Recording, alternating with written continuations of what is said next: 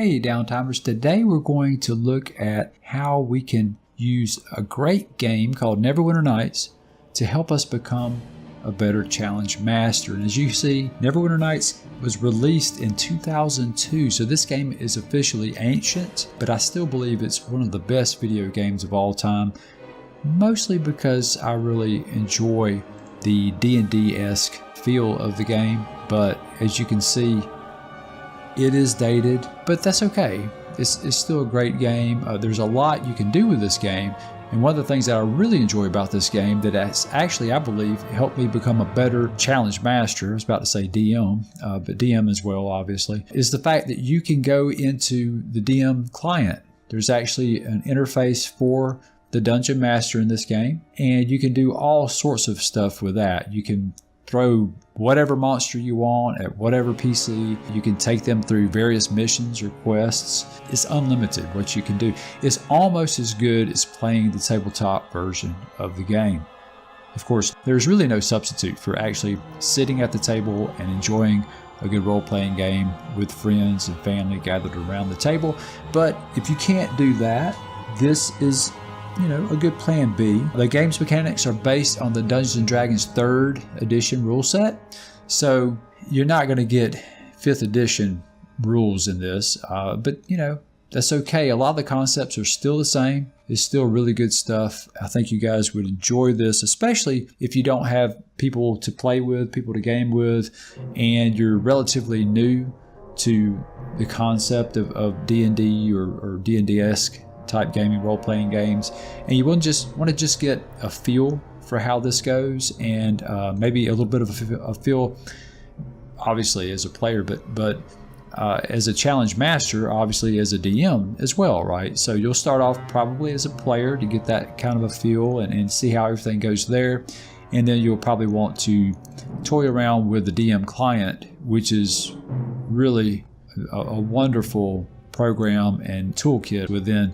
the game to help you start to utilize some of the challenge master adjustments you'll need to utilize when you actually sit down at a table and play with players around the table. Now, this is a really good, safe way to learn, but if you're just playing this alone, obviously, you don't have to worry about anyone getting frustrated or bored with what you're doing. It's a great way to learn on your own without worrying too much about other people's schedules or, can you meet this weekend? But you can play this whenever you have 30 minutes free, whenever.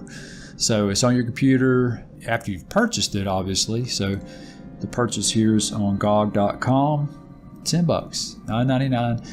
That is a steal for this because it includes, this is the diamond version, and the diamond version contains the base game and the 2 expansions, and I believe it contains a community expansion pack as well. So tons and tons of great stuff. Again, the graphics aren't great, but that's not really the point, is it? It's a great video game version of a great classic role-playing game. And the combat system again is 3rd edition, which is fine. I mean, some people might prefer 3rd edition. I know most people are into 5th edition now. Still, a lot of the concepts are the same. So great game, can't beat the price.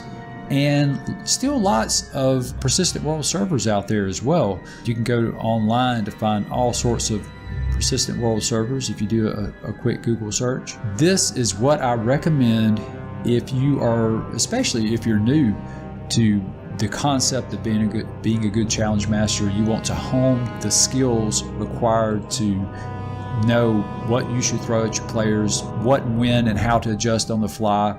Let's take a peek now at the game itself. Okay, so Black Widow is in a bit of a predicament. She's trying to find her tank. Oh, there he is. Nice. Nice. So he showed up just in time.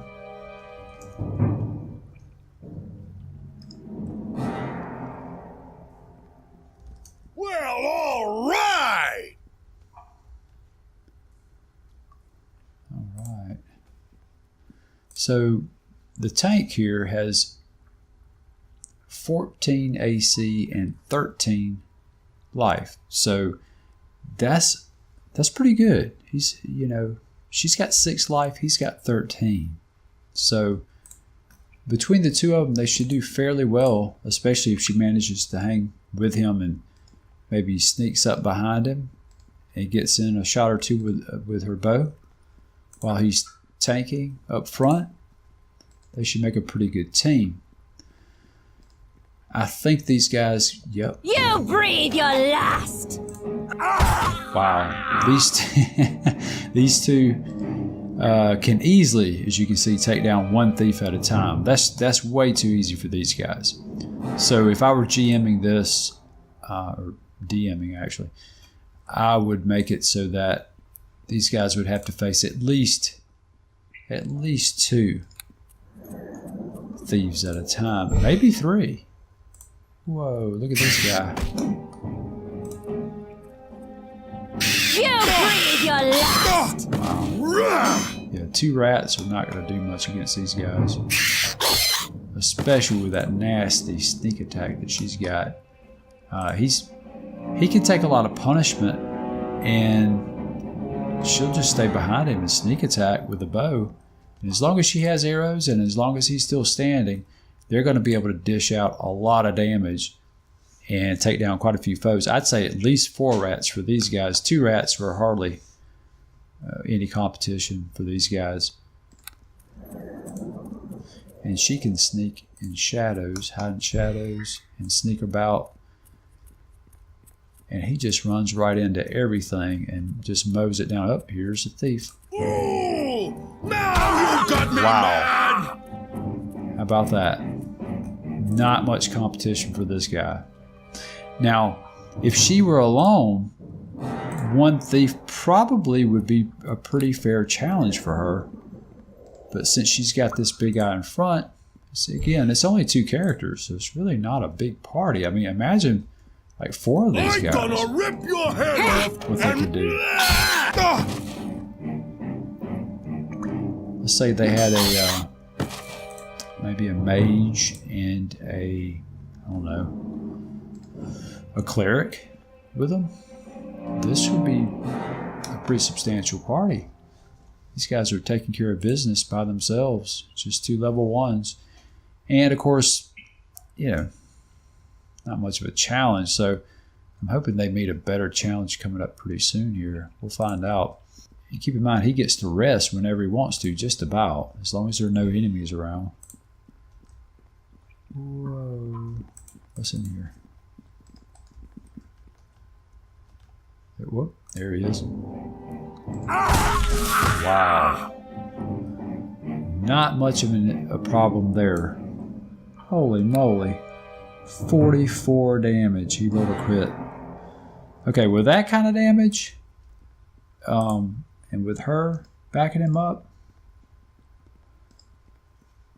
they're going to be hard pressed to find any kind of challenge at all down here in these sewers. This is a great place for level 1s, but maybe solo level 1s. There we go.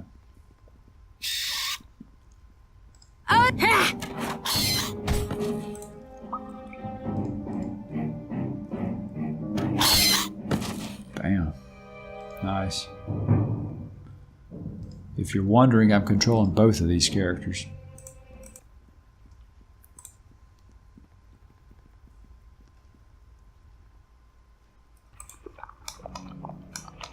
Alright, so we've gone a little bit deeper into the sewers. Let's see what kind of challenge awaits us here. This, I think we're coming up on, I'll be honest with you guys, it's been a long time since I've done this. It's been forever since I've had a level 1 character in this. But we're going to see what the challenge level might be here. I think it might step up a notch here.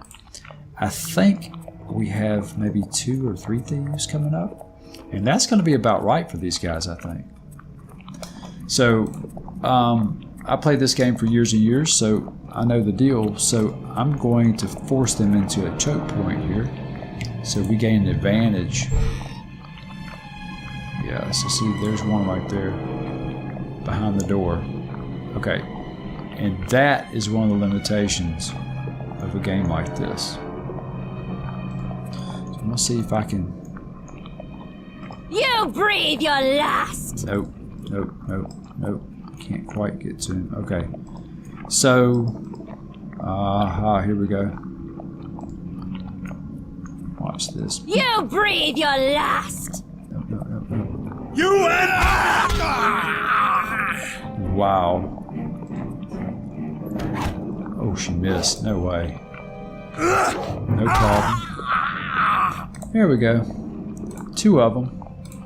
He's barely injured. So they probably should take maybe 3. This glitches here sometimes. They probably should take it, I think, at least 3 thieves. Now, what made that so difficult is we had a little glitch. Without the little glitch, with them hiding right behind the door like that, I think it would have been a lot easier. Okay, so here, I think this is the boss. This guy won't be too well timed. Not between her sneak attack and his great axe. There you go. Not much of a challenge for these guys.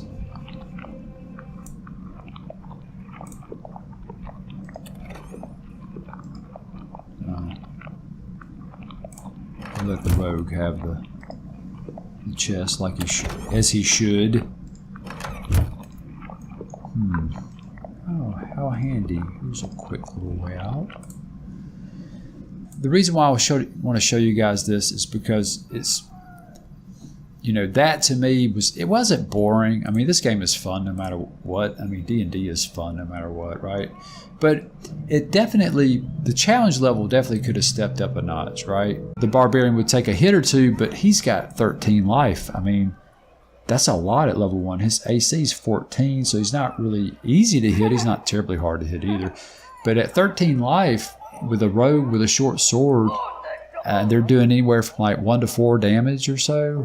And they usually only got 1 or 2 shots, because between the barbarian swinging his axe and the rogue right behind him with a bow firing away, they had 2 attacks per round. The one enemy by himself only had 1 attack per round. The barbarian has a +5 to his attack bonus with the great axe, by the way. That's actually a pretty nice bonus. The rogue +5 with a bow, that's right. I think the thieves were using short swords as well. But the point is that the damage was super low and just not much of a challenge for these guys. So if we were actually playing this quest at our table or something similar to this, you know, I think it would be almost a little boring. And typically we're going to have at least 4 PCs in a group. Let's just say, let's take this one example of these 2 PCs here. 1 thief is too easy. That's definitely easy. 2 is probably more of a challenge, but I still wonder. I mean, we did take on 2, and it was a little bit of a hiccup with a little glitch with the thief stuck behind the door. That actually made it more challenging. That actually could play out that way. As DM, you can make the thief hide behind the door and sneak attack as they walk in. So that definitely would raise the challenge level, right? But even with that considered, and the other thief in you know, their faces running at them, it still wasn't much of a challenge for these guys. I would say 3 thieves, anywhere from 3 to 4 for these guys. And you have smart players and you're using choke points and that type of thing. They have to face the barbarian, and the rogue is getting sneak attacks behind him. It's a really deadly combination, especially at, you know, even at just level 1. It's a great combo. And you know, the barbarian by himself might be challenged a bit, facing 2 thieves a little bit. 3 might be a little too much. The rogue by herself, 1 thief might be a pretty good test. 2 might be a little bit much unless she can sneak around and sneak attack and take the first one out fairly quickly. That's another way to boost challenge level. You've got 2 characters, and if they have 3 thieves spaced out 20 feet from each other, it's going to be a little easier to take them out rather than all 3 of them stuck right together in an open area where you have to go out and face them in an open area. You can't bring them into a choke point or anything like that. So there's lots of different ways to add challenge to your encounters. The number of enemies is just one. That was a really big part of why this quest was so easy. First thing I would do would be to add more enemies to each encounter. Hope you guys got something out of this. If you would, please give us a like. If you haven't already, please subscribe. Be sure to hit the bell button so you get updates as to when we upload. And as always, guys, thanks for watching. Fare you well then. See ya!